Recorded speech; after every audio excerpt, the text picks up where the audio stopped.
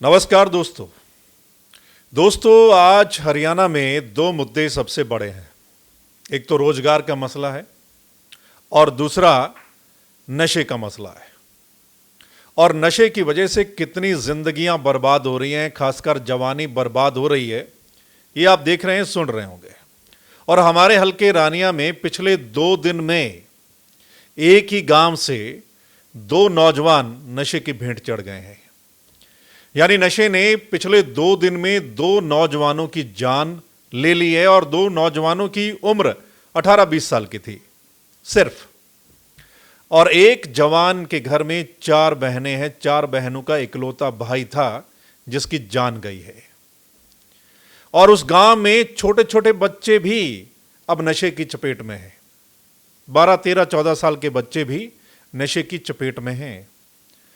उस गांव के लोगों की बात भी हम आपको सुनवाएंगे, लेकिन उससे पहले आप देख रहे हैं, सुन रहे हैं कि जो सरकार है नशे को रोकने के लिए क्या कर रही है। मैराथन दौड़ चल रही है।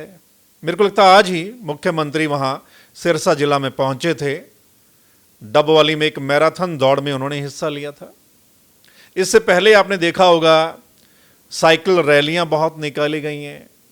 यानी खर्चा कर रही है सरकार और यह दिखाने की कोशिश चल रही है कि नशे को दूर करने के लिए या नशे को खत्म करने के लिए सरकार मतलब बहुत कुछ कर रही है, खर्चा कर रही है। तो मैराथन करने से, साइकिल रैली निकालने से, खर्चा करने से नशा खत्म नहीं होगा। नशा खत्म करने के लिए दृढ़ इच्छा चाहिए, यानी इच्छा शक्ति होनी चाहिए, तब जाके नशा खत्म होगा। और हर कोई जानता है। इन गांव वालों की बात जब आप सुनेंगे तो आपको पता चल जाएगा कि गांवों में जो नशा चल रहा है, सिंथेटिक नशा है, केमिकल नशा है। हर कोई बता देगा आपको कि कौन लोग हैं बेचने वाले, कौन आते हैं बेचने के लिए, कौन लोग हैं। और उनके खिलाफ कई कई बार लोगों ने शिकायत दर्ज करवाई है, लेकिन फिर भी कुछ नहीं हो रहा है। चलिए आपको सुनवाते हैं पहले गांव वालों की बातें, फिर हम थोड़ी और चर्चा करेंगे इस मुद्दे पर।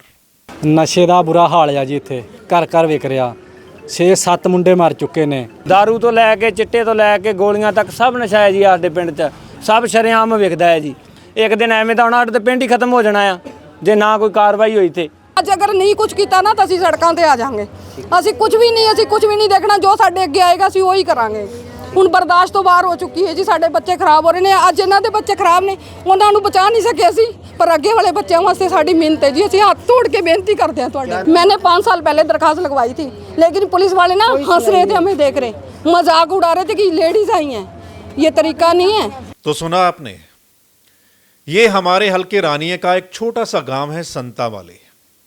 और इस छोटे से गांव से ही अभी तक लोगों के मुताबिक 9 नौजवान नशे की भेंट चढ़ गए हैं, यानी 9 जाने जा चुकी हैं नशे की वजह से, एक छोटे से गांव में से ही। और लोगों के मुताबिक अभी कुछ और नौजवान, उनकी हालत जो है वो बहुत खराब चल रही है इस गांव में से ही।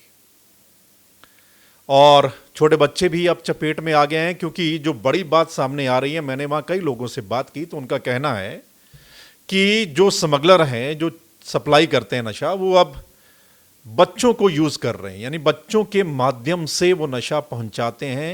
इस वजह से बच्चे भी अब नशे की चपेट में आ गए हैं। सो दोस्तों 2 दिन पहले अजय सिंह इस गांव के, वो नशे की वजह से उनकी जान जाती है। और अगले दिन जब उनका संस्कार हो रहा होता है तो शाम को ही उनके दोस्त हरजिंदर सिंह की जान भी नशे की वजह से चली जाती है। एक और खबर है सिरसा जिला से ही, आज ध्यान से सुनिएगा और देखिएगा। ये रोड़ी की खबर है, जहां आज मुख्यमंत्री गए हुए थे डबवाली में मैराथन दौड़ में। उसके नजदीक थोड़ी दूरी ये गांव है रोड़ी।